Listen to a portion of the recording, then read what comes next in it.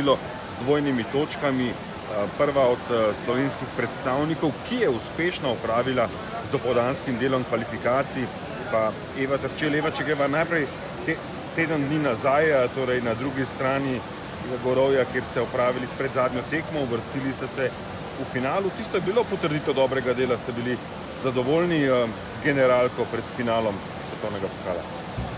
Ja, praktično s celotno tekmo v boju sem bila zelo zadovoljna.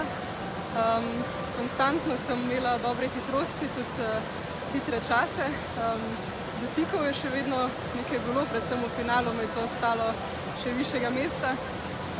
Ampak vseeno po tem premoru, ki nekako sem imela malo več težav z zdravjem in nisem se prav pripravljala na ta drugi del sezone.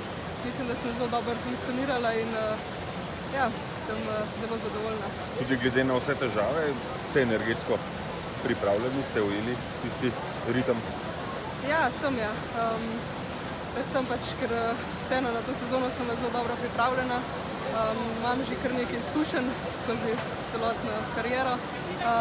Hkrati pa tudi vem, kako je treba tekmovati. To so vode, kjer vseeno je treba imeti tudi tehnično odpeljati, da si hiter, tako da sem se znašla, da sedaj dobro.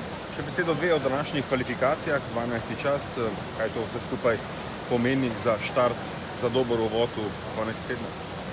Ja, sicer pred samim štartom sem si želela, da bi mi čoln še malo bolj stekel. Ni bilo še čisto optimalno v tej prvi kvalifikacijski vožnji.